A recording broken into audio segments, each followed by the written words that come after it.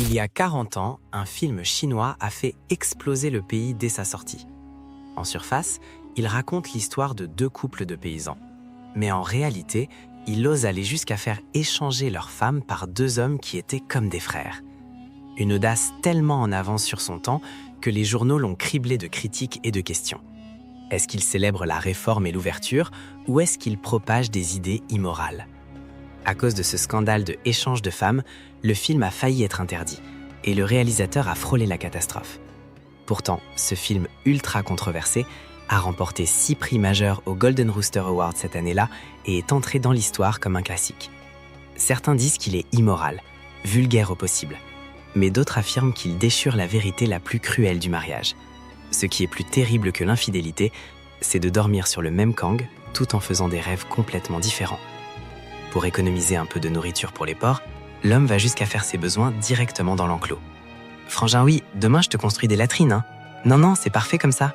Les excréments dans l'enclos, les porcs les mangent, ça les engraisse. Fais comme tu veux. Moi je veux pas, moi j'en veux. » L'homme rit sans retenue. Mais peu de temps avant, dans les profondeurs des monts Qinling, il avait fait quelque chose d'incroyable. Il avait abandonné sans pitié sa jeune et belle femme et son fils, partant les mains vides, laissant mère et enfants sans protection, vivant dans la misère. Les fainéants du village profitaient souvent du prétexte pour venir les embêter. « Allez, petit ange, tête comme avec ta maman. Allez, le lait de grand-mère est bon, bois de l'eau. » L'homme s'appelle He, un ancien soldat démobilisé qui a vu du pays en ville. Il a la tête pleine d'idées folles qui font ouvrir grand les yeux. De retour dans ce village perdu dans les montagnes, il aurait pu vivre tranquillement de la terre. Mais non, il veut toujours innover. Résultat, le four à chaud s'effondre, les poissons meurent. Tout l'argent de la famille part en fumée. Sa femme Curon en a assez. Elle le menace de divorce. Et lui, sans hésiter une seconde, accepte. Il part sans rien, laissant maison et terre à la mère et au fils, devenant lui-même un sans-abri. Heureusement, le bon frère du village, oui, au grand cœur, le laisse installer temporairement dans leur remise à bois. Mais He ne s'avoue pas vaincu, il se met à faire du tofu jour et nuit pour le vendre. C'est le métier le plus dur et le plus fatigant au monde.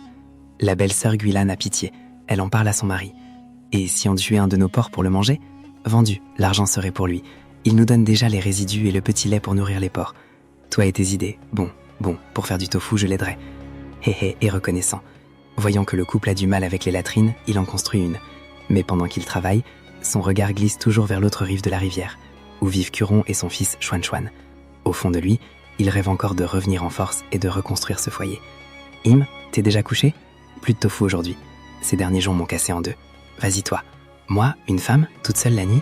He n'est pas un étranger. Contente-toi de fermer un peu ta bouche. » Après avoir aidé He à moudre le tofu, Guilan espère encore un moment intime avec son mari. Mais avant même qu'elle ait enlevé ses vêtements, Oui s'endort déjà. Le tofu moulu, He le porte pour le vendre et tombe sur Curon au bord de la rivière. Ils restent chacun de leur côté. Personne n'ose traverser le pont en premier. He pose un morceau de tofu et quelques pièces sur une pierre, retrousse son pantalon et traverse l'eau. Curon passe par le pont, mais elle ne touche pas aux affaires laissées sur la pierre. Le soir, les deux frères boivent et jouent aux devinettes. Oui ne peut s'empêcher de conseiller. Écoute ton grand frère.